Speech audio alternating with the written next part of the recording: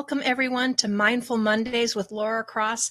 I am your host and your resource for self-care and mindfulness. And today, we have with us today, Cara Houser. Okay, Houser. I'm going to apologize for butchering that name. Cara Houser. So she is the incredible author of the best-selling guidebook, Burnout to Lit Up, Ditch the Grind and Reclaim Your Life. And it has the answers you've been seeking. With 20 years of experience in the high-pressure real estate development industry, Cara knows firsthand the toll that burnout can take on your mind, your body, and your soul. Cara, thank you very much for joining us today, and I apologize for butchering your last name. You know, it's a tricky one. Don't worry at all, Laura. I'm so pleased to be here. Thanks for having me. Thank you. Can you share with our audience your personal journey of recovering from burnout and how it transformed your life? Yes. So burnout happened to me like it happens to a lot of people, super gradually.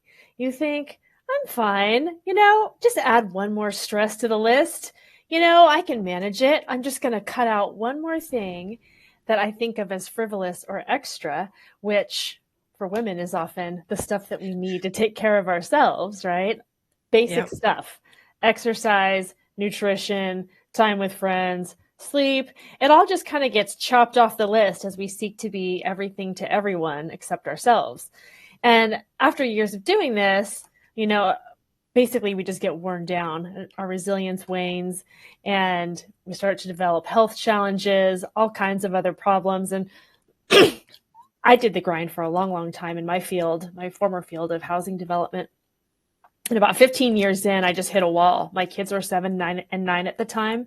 And I was trying to do all the things, all the work and all the domestic realm that women are expected to do. And it actually took like a family emergency to sort of snap me out of it and to make me aware of how really unsustainable the habits that I'd built were and how incredibly ridiculously high my stress set point was and the fact that it really was not working for me anymore.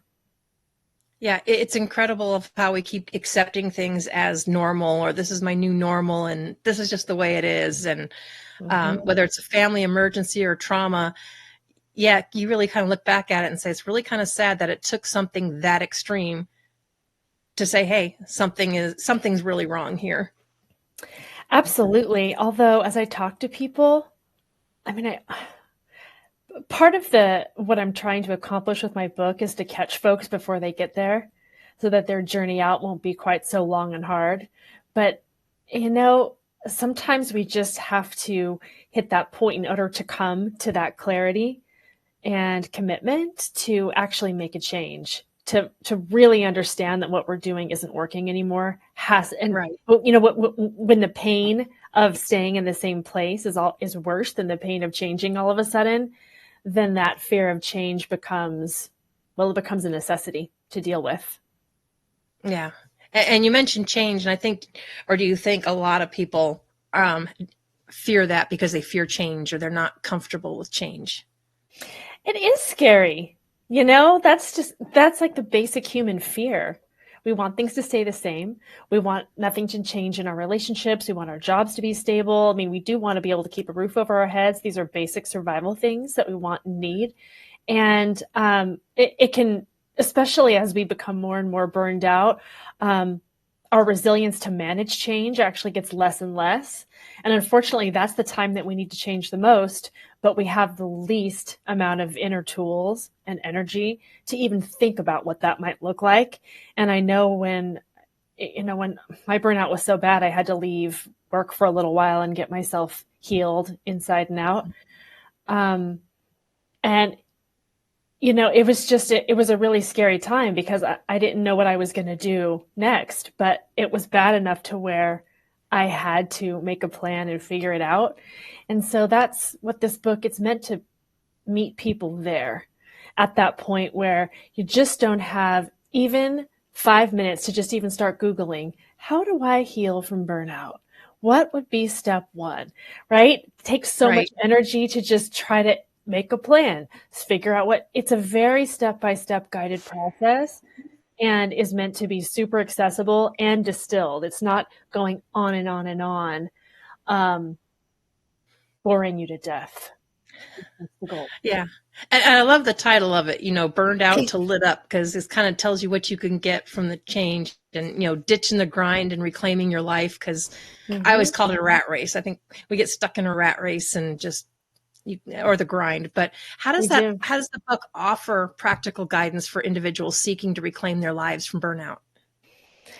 Well, it starts all the way at the beginning, which is getting really clear on where are we? How are we feeling? Let's take a moment to get reacquainted with what's going on with us. And the whole point of the whole thing is to take us on a few different journeys. We go from burned out to lit up. We go from chaos to clarity. We go from self-neglect all the way through self-care to magic of self-possession. Self-care is just something we need to do along the way. It's not something, and the reason why I don't see that as the end-all be-all of life is because it's been completely commodified. This hustle culture, rat race, the grind, whatever, it beats us to a pulp and then sells our health back to us. We're too tired. Now we don't have any money or energy to do it. It's ridiculous. And so if you think about self-care as just incorporating the necessary things in your life that you need to survive and thrive, basic good taking care and caring about yourself and your time and your health, then yes, I'm all for it. And then we go through that to self-possession. And self-possession is when we're so in tune with ourselves, what matters to us, our values, our worth. When we're so confident and clear on that, it becomes so much easier just to make all kinds of decisions about how we're going to spend our time, our money, our energy, who it's with, what it's on. So those are the passages we go through, and we do it in a step-by-step way. So we start from understanding that we have way too much stuff to do. So it doesn't start with, hey folks, I know you already have zero time, so here's a bunch of crap to add to your to-do list. That's not what it's about. That's a good way to put it. Yeah. That's how people look at it. Yeah. Yeah. People are like, ugh, God, another book about cold showers and all this other stuff.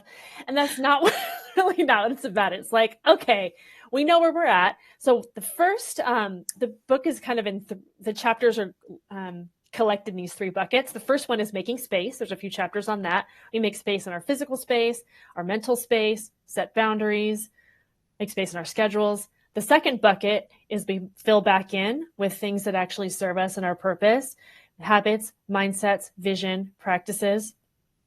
And then the final section of the book is about sustaining those gains. So making space, rebuilding, and sustaining. And we talk about specifically resilience and joy as components in sustaining that, so that the gains that we've just spent all this time installing into our lives actually become lifelong companions to us. And it's not just this fun thing that I tried once and now I'm back to the burning hell of burnout. Like, I've actually made a transformation that I can carry along with me into hopefully the rest of my life, right? Because it's not like the stressors are never just going to go away. We all have things that happen in life that is part of being human. And when those things happen, we're just going to be so much more equipped with that strong foundation to be able to manage them and to be able to protect the things in our schedules that we need, that we know protect us if we actually do them regularly. Yeah. Because like you said, there's always going to be stressors that are going to pop up. It's how we've learned to cope or deal with it, or like you said, being equipped so we're not knocked back on our butt for, nearly as long. It might knock you back for a second or two, but generally if you're equipped, you can come back quicker. Yes. Yeah, definitely. So what were some of the biggest challenges you faced in your 20-year career in the real estate development industry that contributed to your burnout? So my career in that industry is kind of broken into a couple of phases. The first 15 years I worked as an employee, and it's just it's a meat grinder. It's an always on business, especially once the wonders of smartphones came around, it was like, oh yay, now we can be available 24/7. And at first it seemed like a cool idea because we could get a little work done later and maybe have flexibility, but the workplace wasn't giving the flexibility during the day. It was only expecting the flexibility at night. Right. And so, yeah, I tried to play that game for a little while with folks in my office that didn't have outside of the office responsibilities and apparently no hobbies or interests or anything either. And it just didn't work. I mean, it was an absolute disaster, and didn't take all that long for me to realize that wasn't going to fly. And like I said, I have other things that, other responsibilities in my life, but ideally most people do. They at least have a few people they like to see, an instrument they like to play, whatever. These are all important ingredients of being a whole person. And by the way, being a way better employee. So I got super burned out, like a lot of people did. And, spent a couple of years restoring myself and learning a lot of the lessons that I share now. And then I actually got back into it, but as a consultant. So I initially had done some interviewing, and I thought, okay, I'm going to get back into this. And I saw that they were all the same. They all expected you this 24/7, and it had nothing to do with what you produce, because my production was always very efficient and good and on time. It was just this notion about time wasting. And I just thought, oh God, I don't have time for this. And so I started my own consultancy, and I started to work with clients, cool clients, projects that I was into, and I was able to set up parameters around the work and expectations that were just a lot healthier.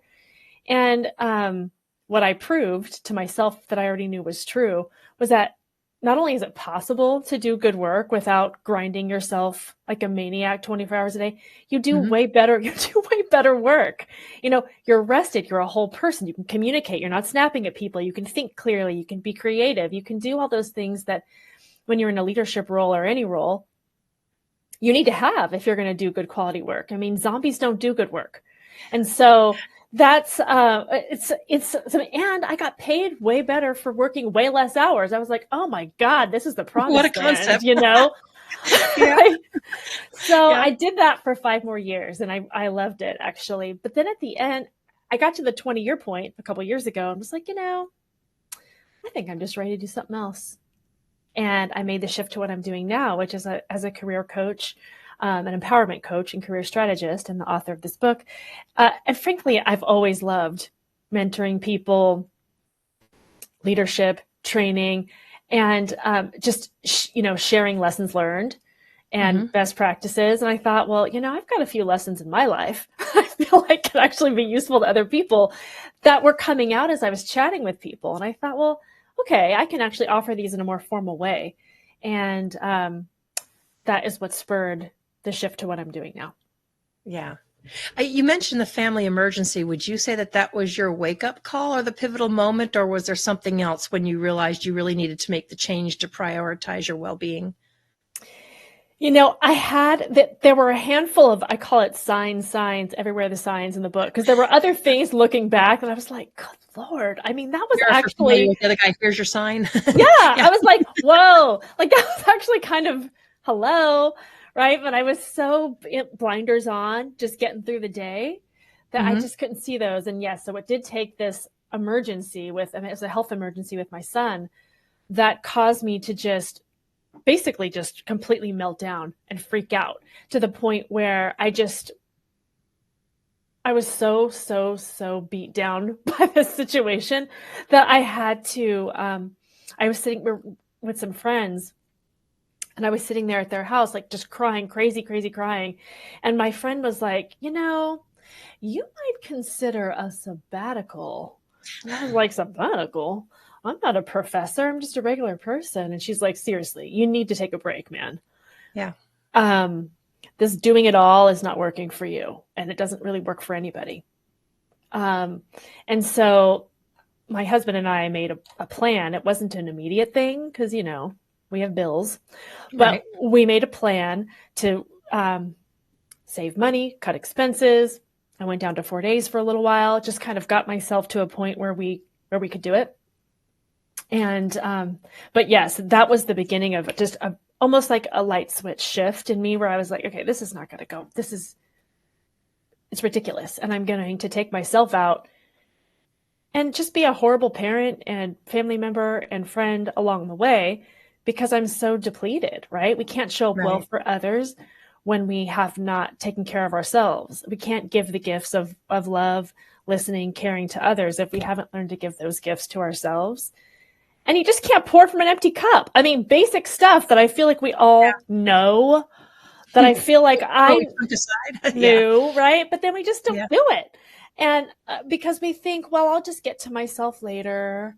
That's selfish to do this stuff. And one of the things I've learned, and I talk about like 50 times in the book, is that it's actually one of the more generous things you can do the most to take proper care of your heart and soul and emotions and body, because it's only then that you can actually show up well and whole and healthy and fun and happy for anyone else in your life. You literally can't do it for anyone else until you do it for yourself. And so like, it's really generous. It's like the truest win-win that I've learned.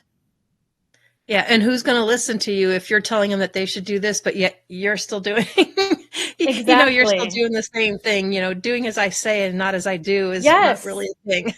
And on that note, people see the disrespect that you treat yourself with, and frankly, you're training them how to treat you. You're training them that your time doesn't matter, that your time, you're not worth it. And that's horrible, right? Like, we have to treat ourselves with the grace and love that we know we expect to receive, and we give. That's how we build healthy relationships. Yeah, absolutely. And I'm glad that you had the support to help you figure that out and do it, because some people struggle because they don't have, when they don't have that kind of support, but you had your husband and stuff to support you, which is awesome. What strategies or techniques did you use during your 2-year healing process that helped you to rebuild and a life fulfilled with joy and fulfillment? Well, I think I'll probably just focus on just very simple, like probably the one thing that moved the needle the most, because there's a lot of components to it. And if folks want to get into the details, they can. There's a lot of mindset shifts that occur. But as far as like where the rubber meets the road and what people can do now to start making some shifts, is just to take a really good hard look at how they spend their time, and look at the things that give energy and the things that take energy. And in a very simple way, once they've done this exercise, remove one of the things that takes energy that's not essential. We're going to exempt the essentials, like, you have to feed your children. Cool. But the things that are not actual essential for survival, the things that give and take energy, you take one of the things that doesn't away, and you replace it either with sleep, if you need that, or one of the things that gives energy. So that's just a very simple thing. And then just being very, like I was saying a few minutes ago, protecting the things that protect your well-being ferociously, so that they can do their job and protect you. So I call these ingredients for well-being. Most of us have figured out more or less what ours are over the years, right? So maybe people like to walk in nature. Maybe they like to do kickboxing classes. Maybe they like to do yoga. Like it's whatever it is. For me, it's trail running. I like to run outside in the dirt and the trees. That's my thing. Music, dancing, going out, feeding the critters, or playing with the dog. Those are my happy place. Yes. So those are your ingredients for well-being, right? So those need to be on your schedule so hard and tight that they rarely get scheduled over. I'm not saying never. Sometimes there's a legit emergency. Okay, fine. Sure. But when that emergency is passed, we go right back, and they go right back on, because that they're your ingredients for well-being. So I know I need to, eat a decent diet. I know I need to do this. Usually trail running most days is what I do to keep, my body, but also mostly my mind. It's just really, really, really, really important to my brain to go and have that space and that time. And I know that because on the days that I don't do it, or if I skip it for a little while, I'm quite unpleasant. It's just like, it's amazing how that happens. you just know, like getting enough sleep, that whatever your ingredients are, being with certain friends. I like to play my guitar, so music is one for me too. So whatever those are, hold on to them so tight, and just know that you're actually doing not only yourself, but the whole wide world a favor by keeping yourself centered and grounded and happy. And then think about the things that actually take away. I go into I'm now calling it a morning ritual, not a morning routine, because again, people think, oh, morning routine. Ugh, she wants me to get up at 4 a.m. Horrible. I know we always have to have labels for these things, but yeah. But I do think, I like to think of mine as a ritual, right? I get up, and before I go on my phone and start looking, first of all, I don't look at a lot of news anymore because I've decided that that's actually ruining my mental health. So I stay reasonably informed as a human being, but I don't go down the doom scroll about how like the whole world's going to hell in a handbasket, because when I do, then I show up, now I'm pissed. Now I'm suspicious. Now I'm just a horrible person, right? Like we want to be beacons of light and energy in our community. And how can we do that if we've already decided everything's horrible? We have to remember that the media is there just to sell eyeballs and focus on usually the worst things. So we have to be very, very cautious about how we spend our time and energy. So do a little breathing in the morning, think about what I appreciate, do this running. Some people, and then something for the brain, like journaling, and for the soul, prayer, a mindfulness practice. I like the Calm app. It's cool. Like there's a lot of things we can do in like a 10-minute period a day to just center ourselves a little bit. And then we've set ourselves up, if we do those kind of initial ingredients of our well-being that stack into our morning, now we're like, boom, I've already done so much stuff today. And I'm entering the day with pretty decent state of mind. I can actually be present for people and I can feel good most of the time.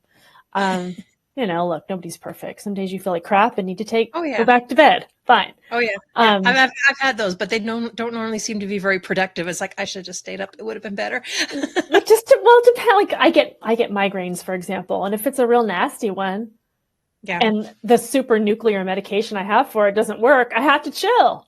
It's my body's way of telling me, right? So you got to go with what your body is telling you to. Gotta listen to it.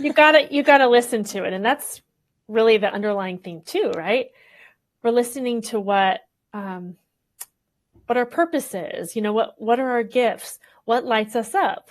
What brings us joy? What do we think we're put on this earth in big and small ways to do? And when we spend our time doing those things, we are of so much more use to others around us too.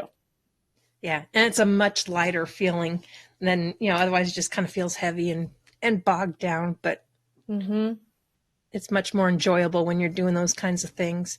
I know we have a lot more to dig into, but we do need to take a quick break from a word from our sponsors, and we will be right back.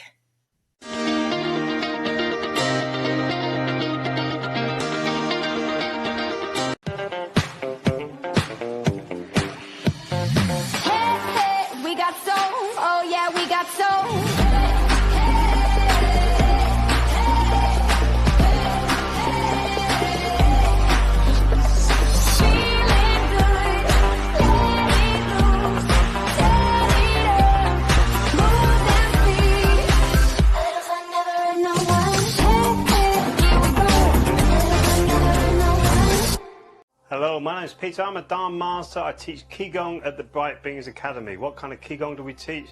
Well, it helps you to get your mind into your body and your breath very quickly. We really start off with quite quick movements to help cater for the busy Western mind, coming into stretching out the meridians, waking up the chakra system and the danjons, coming into Jigan meditation, which helps you to really focus on the energy in and around your body, bringing you into that beautiful calm state where you can sit and meditate really easily, whereas maybe before you found it really difficult. So Qigong at the Bright Beings Academy will help you get more in touch with yourself.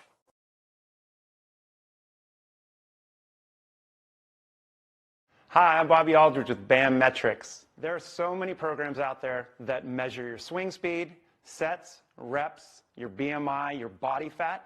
But the one thing they're not measuring that's so essential is mobility. Mobility is the key. If you're measuring your mobility, your performance will get better and you will reduce your pain. I created BAM Metrics to make it easy for people to repeat the exercises so they could do it properly at home on their own. It's simple, it's easy to do, and from a senior to a pro athlete.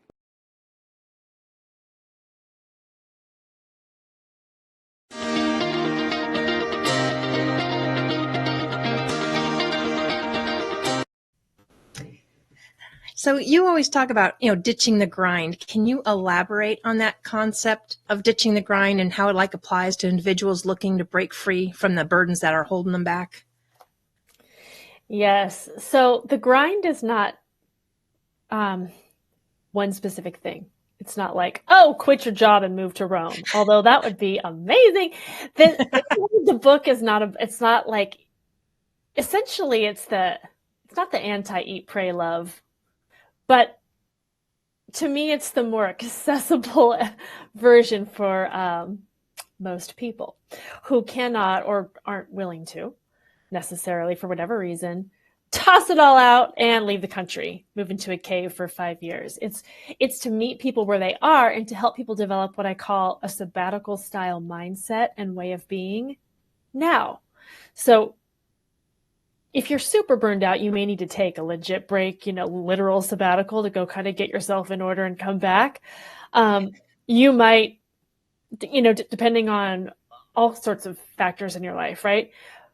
But the point of the book is to help us understand that it's about building sabbatical breaks, building rest, building self-care, building self-possession into our everyday lives, day by day, week by week, month by month, so that we build lives that we don't have to escape from.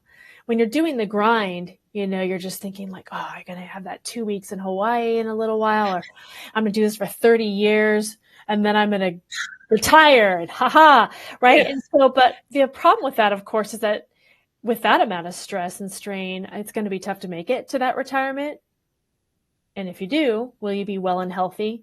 And at that point, will you have kept any friends? Will you have developed any of your passions? Will you even know how to live outside of the confines of the roles that you've been filling in life? Your job title. That's part of the reason why a lot of people get to retirement and actually become super depressed, because their whole identity was wrapped up in this grind, this role, this having to be busy, this having to fill every second with being productive, and this doing some stuff that sometimes is useful and sometimes not that useful in the work world. And then we get to the finish line and look at ourselves and say, well, who in the hell is this? Like, what am I even doing? Like, what do I want out of life? And then this having to start from complete scratch is actually really discombobulating. So it's about learning how to allow yourself to have this very multidimensional life now. Now, we can't do every single thing at the same time, right? You're working, right. You're caring for sick family members, parents and such. Like, okay, we have the time that we have and we have the responsibilities that we have, but we can and we must learn to view ourselves as a priority. We were put on this earth with unique gifts, and thinking about those and allowing those to shine through and using those out in the world is actually one of the most blessed things that we can do. So learning how to do that, learning how to build this sabbatical style mindset and way of being, which really just means that I can move into the life, I can create the lifestyle that I want to in a lot of different ways. It could just mean like, I like to sit by the fire, right? So we have a fireplace, and it's just it's a very simple thing I do to relax. It also helps heat the house. It's awesome. It's super, very grounding. Like it's very elemental. It's a way that I'll sit there and just look at it or read it. That's just a very simple thing that I do that I actually consider part of self-care. It's so freaking chill for me. So different people have different things, but that's part of my sabbatical style mindset, is that I know that I can build those things in. I don't have to wait. I don't have to grind and suffer and wait. I can have a life that's worth living, all the ups and downs and hard and soft and stuff now. Right. Yep. And your book, it actually is kind of like a guide for readers, right? Through the journey of self-care. Don't you have it as kind of a workbook, something they can work along with it? It is. So it's suggested. And of course, people should do it however they feel like doing, because that's the whole point of the book too, is we're going to make decisions that work for us. But the way I suggest they do it is 1 chapter a week. So if you do that, it's about 10 weeks. And so there's in each chapter, there's like stories, and then there's usually some form of like research or case studies. And then there is practical information. And then at the end, of each chapter are what I call reflection activities. And these are things that people can do to help apply the concepts to their actual lives to make it meaningful and useful for them. These are not super onerous. They're meant to be done by people who have tons of stuff to do, but it's a once a week thing. And so if you have like a beautiful journal, you can do it. I also have this free downloadable PDF on my website of all the reflection activities compiled that people can download and print out. And they can just do it right on there if that's easier. But if people just go ahead and go through the process just a little bit per week and allow themselves that space, it's like a gift to yourself of space and time for folks who are not used to gifting themselves a whole lot of grace, space, or time. And again, yes, it's the reason why those activities are like that is so that people can spend some time reflecting and applying. And then it's all very gradual. It builds, each chapter builds on the last.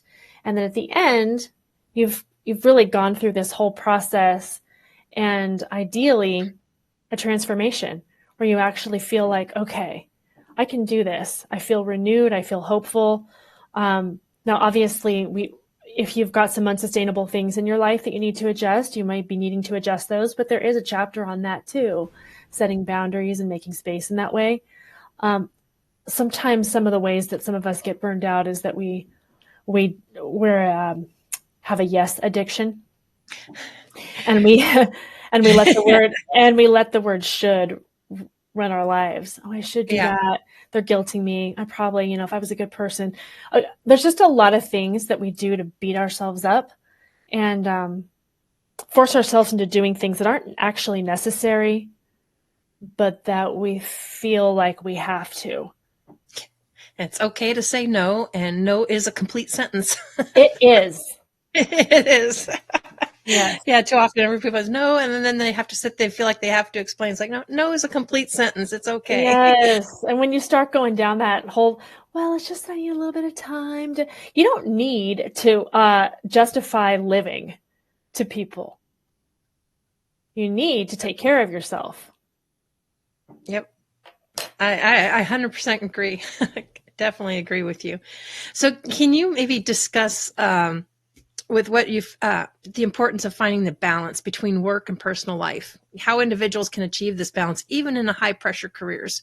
Because I think a lot of people have trouble finding that balance or feel like it's not possible. Oh, it is super hard. I just want to start by saying that. And so I'm not going to magic wand you people, but what I am going to say is that, it's like so many things in life. It starts with how we frame it, especially for kind of mid-career age women. We were definitely sold this bill of goods, or we could have all this wonderful career stuff, but oops, the fine print was that you weren't getting rid of any of the domestic stuff you were doing, which was already a full-time job. So here we are feeling like bad about ourselves for failing at something which was actually never possible anyway. Who says it's possible to flawlessly, happily, and gorgeously do two full-time jobs in the space of one? It's not possible. So when we say to ourselves, okay, this is actually a con, work-life balance is a con, I call it life-work balance because it's a life we're living. Work is part of it. It's an important part of it. Hopefully we find some joy and passion and purpose in our work, but it's also important because, we have bills to pay. So it's part. And there's all these other parts of our life. We have relationships. We have our health. We have our legacy that we're trying to build. I mean, there's so much to a full and rich and delicious life. And, just that simple reordering, I think, just helps people say, oh, it's almost a little snap out of this binary, like this or this or this. I have, when you think work-life balance, you think like my former career and most frankly, industries. Yeah. Work is the primary. Everything. If you don't give 100+% of your energy and time, you're considered a slacker or something. And this is just nonsense, right? As we've already covered. So if we can just free ourselves from this notion and just decide rather revolutionarily that we're not going to buy into it. We're not just going to try to like apologetically shove, oh, I just need a few minutes to eat lunch or, pick my kid up. Like, we have to do what we have to do in this life. And the more of us understand that it's about having a life that's worth living, a multidimensional one, the better off we're going to be. As far as specific thing, very difficult to say, right? Because we all have different careers that we're in, and we all have different demands on our time. I mean, for me in my career, the way to create a healthier life-work balance was to do it as a consultant. But again, there's a lot of different pathways people can do based on your level of experience, what it is you do. And I guess the one thing I would say is there's always more possibilities than we think there are when we are so eyeballs deep in burnout that we can't even, we're just surviving. You can't see a way out. When you're just surviving, it's actually impossible to be like, wow, I could actually start like something awesome that you're doing, right? Like trying to figure out and look ahead into like something you might actually love I think it's impossible when you're in that mental state. So working through this process of reclaiming some of our imagination, ability to see possibilities, belief in ourselves, all that good stuff are just our basic foundations for health and well-being. Once we get that house in order, we're going to all of a sudden be able to have a lot better visibility into the fact that there are actually quite a few other possibilities out there for us. It's not just A or B. No. Have you ever heard the question, are you working to live or living to work? I have.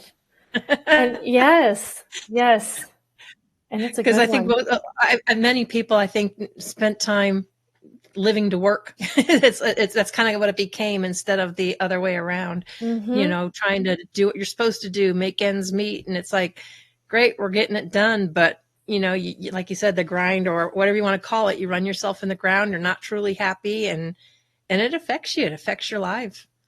Right. It really does. And then you're barely surviving again. And again, how are we're not doing our best work when we're in that space either. No, not at all. So can you maybe provide the audience with like a sneak peek into some of the strategies or the tips that you share in your book? I know we shared a couple, but that can help individuals. We did. One of the chapters that people think is really fun, and this might be a little woo for some people, but probably not your folks, because, we're talking about mindfulness, is there's a whole chapter on rebuilding your vision. And we've already done all the making space, and now we're in the rebuilding, but it's the first step. It's trying to help crack through all of those limiting beliefs and all of those things that we've assumed, oh, it's too late. Here I am down this pathway. I'll never be able to get out of it, right? We just think like, I've only got this degree, or I only have experience doing this. We just make all these decisions of what is or isn't possible without actually even checking any of it. So anyway, so it's chapter 5. It's rebuilding your vision. And it's all about, it takes you through this whole vision/action board activity, vision and action. It's not just making, a couple of cute things and shoving it in your closet and thinking it's going to come out like, a special being in the night. And that's not how it works. The reason why this works is because we spend time setting intentions and having visions and goals for what we really want to do. And I don't just tell people to sit down with, a bulletin board and a magazine. There's a whole pre-prepping where there's a journal activity with a bunch of questions just to kind of help seed our imagination, get things kind of warmed up. And then we go through and we do the activity and it guides them through it. And then at the end, it talks about, okay, now that we've created this awesome thing, what do we do with it? Because it needs to become a living thing. And so it talks about how to visualize. You just spend a couple minutes a day. It tells you kind of how to incorporate it in a very taking over your life kind of a way. Very small, but it's just these little redirections of your time and energy. Instead of waking up and thinking, the world is horrible, my dishwasher's broken, you can wake up and think, focusing on everything that's wrong instead of all the things that are good. My dishwasher was broken this week, and I spent the first hour declogging a bunch of crap out of it at 5:30 in the morning, so that because, I don't really want to hand wash every dish, but whatever. Okay, this happens. You do it. But the point I'm making is the first few minutes of your day, or the last few, maybe you're a night person, you just spend a few minutes just kind of looking at it and then visualizing yourself in that. The way I call it is the 7-year fever dream time machine. And we have this total fever dream where we just think about, okay, 7 years in the future, what am I wearing? What am I doing? And this is part of the exercise that, how often do I travel? Who do I hang out with? Like, what color are my sheets? Like all this stuff that you think about to kind of help you make juicy details. And then you think about it and then you take actions. So it just basically sets your head up to think about things that you probably have been spending time subconsciously or consciously telling yourself, or no freaking way it's ever going to happen, and thinking to yourself, oh, this could happen. This could actually, and then you just take little tiny steps, right? If it's a big thing, this could be a 5-year thing. This could be a thing that has 1,000 moves between you and getting it. And it's impossible to make you can make a master plan all you want, but it's not going to work out exactly like that, because anytime we make a move, it interacts with the world, something happens, and then we have to adjust. So all you have to know is the far off thing and your first few little moves. You just make little steps every day, little thoughts, little steps. And next thing you know, opportunities will open up that you hadn't seen. You'll make one move and then you'll meet somebody because of that move that you've made. And then you're talking to them and they give you a cool idea. It's a very evolving and iterative process once you unleash it into the world. But it is about switching your, at least some of your waking hour attention away from dreading all the horrible stuff to imagining what if it all worked out so wonderfully. Why not spend a little time in that space?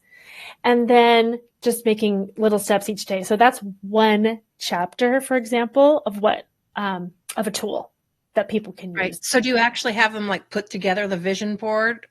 Yes, I have them do it now. People's will look different. This is my latest, and I did it with my bestie and my sister, and then with a few clients. Obviously, different people's can be different. Some people, it's honestly just a few words, and for some people, it's mostly images, and for some people, it's both. It does not.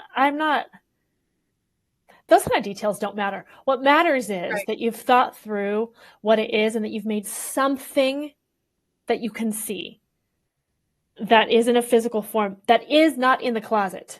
It's on your desk. It's by your bed.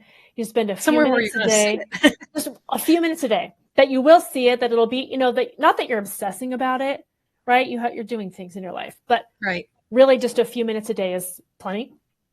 And honestly, I know some have different beliefs too because some people say, well, it's on my phone or it's on, but sometimes it's a thing of getting away from the electronics. Some people will say it's not the same as if you have it on your phone or this. It should be hanging up or, something you're going to pass by or, like you said, see every day. I think it's helpful.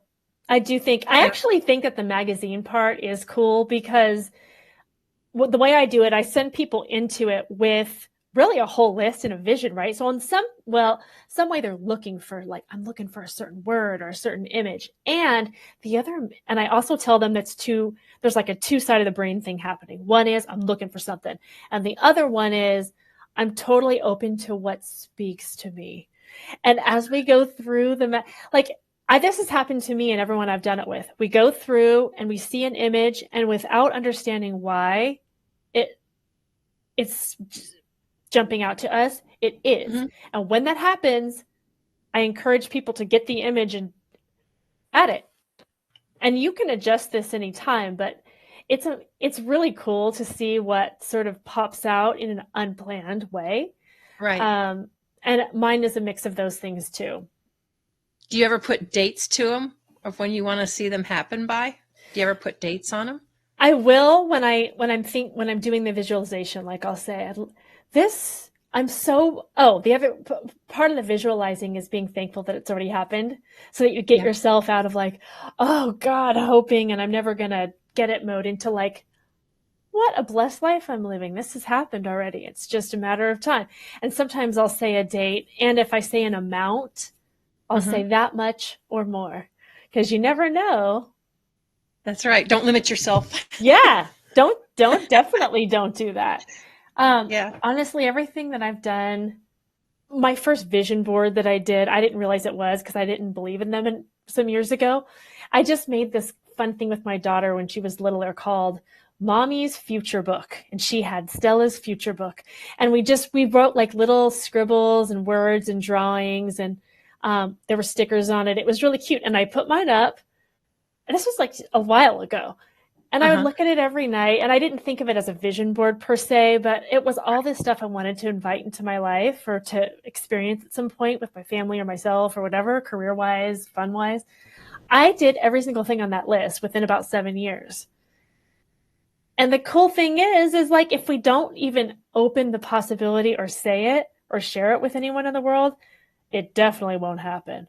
But if we open the possibility to it, then at least who knows about time frames, right? Or exactly how or when or whatever. But it's just being open to possibility is an essential part of being a person, and a fulfilled one. Do you find it's kind of like going back to your childlike state? Because when you were a child, I mean, we had all these big dreams and visions, but when we got older and responsible, it's like that just kind of went right out the door. I love that question because absolutely, 100 billion%. We get so, I think of it as an overdeveloped practicality muscle. Like, and adulting smacks it into us, we're just like, oh, well, that's not practical. This would be responsible, and we just all of a sudden, or not all of a sudden, over time, we get to a point where just everything runs through that filter of, is this like the most boring, conservative adult thing to do? Which, by the way, being a mature adult's important. And not saying it's not. I know some people that don't adult, but it's very important. We lose the whole entire child thing. Yeah. But just losing this notion that there are possibilities, that we can always learn, that we have a growth mindset. We talk about that in the book too. And that we have this kind of like a beginner's mindset, that it's okay to be crappy at something when you first start, because of course you're crappy, right? Like, how do you ever get good at something without being crappy first? Have to be crappy. I mean, and when I first started playing guitar in my 40s, I was horrible, really bad.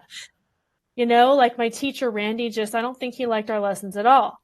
But over time, I got to the point where I can play lots of songs and sing along and sing at people's weddings, sing at people's funerals, be a part of life. And it's so cool. It's a total source of joy for me. Wow. That is awesome. And like you said, you can't get better at things unless you practice or you do it. I always tell people, if you sit there and say, oh, I can't do that, well, then you're right. You already shot yourself in the foot, because you can do anything. You've already decided that it's not. You can do anything you set your mind to. It just takes practice, and it takes doing it. It's just like anything else in life. You learned by doing it over and over. Yes. Practice is the unsexy secret to life. People. It is, and you find yourself sometimes looking at these kids, it's like, and you start thinking, it's like, when did I get so old and stuffy? Because I used to do that when I was a kid, but now that we're an adult, it's just like, and you start stifling them. And it's like, sometimes I think it wound up stifling creativity and, everything else. Mm-hmm. It does. Like why rain on your own parade? Like, isn't there enough crap in this world? Like, we have enough people to do that for us. Yeah. The world, I tell my kids, they're teenagers now. I tell them, like, the world is hard enough. Don't be hard on yourself. Good Lord. We have enough trouble. Yeah. Yeah. That is awesome. We have a few minutes left, Cara. What else would you like to share? Or what do you have coming up on the horizon? Do you do workshops? Do you have stuff coming up for people, or?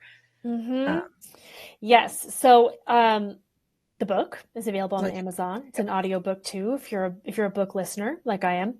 And I mentioned you have the reflections activity. I just started a week ago this cool new thing called the Burnout Book Club. And it is just a hoot. And so you can sign up if you're a subscriber on the website, then it's free to you, free and exclusive actually to subscribers. So it's twice a month.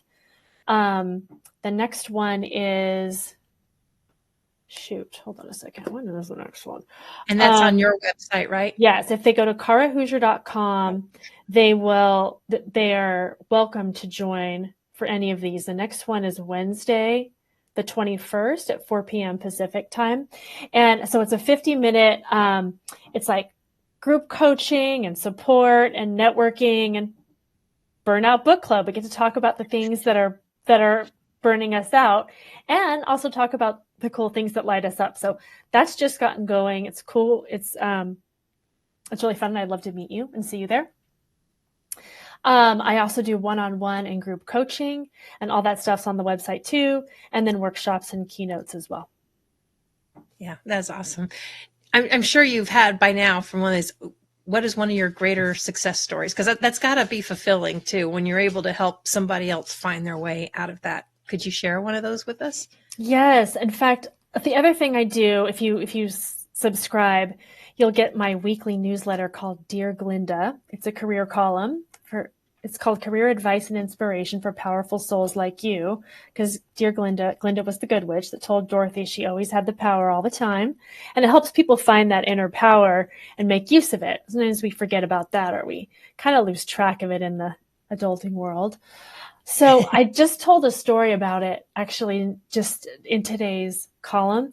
So I had a client who, she was just, her confidence was absolutely shattered by a really, really painful career setback. She had her career was it was like an elected role, and she had lost a super contentious re-election battle.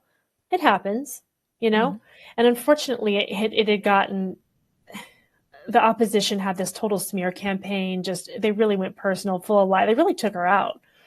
And when I met with her, she was just carrying around this story in her head, which was really, really, we all do it, when we have, but just really painful and really not very helpful for her. Like, what if I deserve some of that stuff that they said about me? Like, I'm enraged and I'm hurt, but I have to hide it, but I'm not hiding it very well.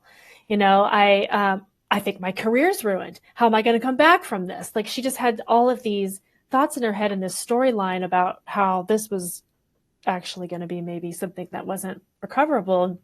So we talked kind of through the details, peeled the onion a few layers back, and really ended up coming up with a bunch of really powerful truths that we were able to put into her narrative of the story, that we're able to weave in, which were honest and powerful and true, which are that she's super passionate about her work. She'd been doing it for 20 years, and she had tons of,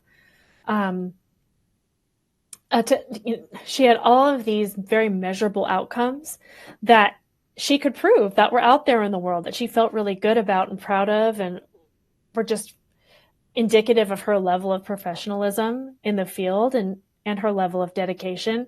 And so, and the reality of political things sometimes is that, sometimes you just don't win. And sometimes they get a little bit nasty, and it doesn't necessarily have anything good or bad to do with the policies. That's just the nature of the game. And that actually, one of the coolest things about living life and having setbacks, and they're going to happen. I don't care who you are and what you do. The question is not when it's going to happen. It's not if, it's when. And then how are you going to handle it? And having gone through all of this actually equips her so much more beautifully for her next role, because that one's not going to be all fun and roses either. She's going to have to deal with opposition. She's going to have to lead through disagreement. She's going to have to build consensus. She's going to have to do a lot of things that are going to be challenging. And having learned all these lessons that she's learned throughout her career, she's all the more equipped to do it. And as long as she stays focused on the people she serves and the mission that she serves, and really rooted in her value and ability to do it well and to care about it and to make a difference, then she's going to be in a really much better headspace. Before we talked, in her interviews, she was like trying to defend herself, but then she didn't really want to defend herself because it sounded awkward. And so she was just all over the place. It was freaking interviewers out, her energy about it. But then after she was able to reframe for herself, really in a more truthful way, she was able to tell her story in a way that would help describe to them the value that she was going to bring to their organization, how she was going to help them get their initiatives to the finish line, because these are all of, and frankly, even the work that she lost the election for was good work. It just, you know, there was another side of the story, and they won the day on that day. So once she was able to do that, she landed a really awesome job very soon after, because she was rooted back into her value. And so this notion of how to tell your professional story and how to do it in a way that is empowering, that's confidence inspiring, that frankly is honest and gives you credit for the things that you've done in this life, can be very hard to do on your own. So it's nice to have a trusted friend, family member, or coach to work on that with you. That is beautiful. Well, we are out of time, but Cara, I want to thank you so much for joining us today and sharing that with your audience, with the audience and everything. It's such a beautiful story, and I'm so glad you were here. So thank you for joining us, and we will catch everybody next week. Thank you.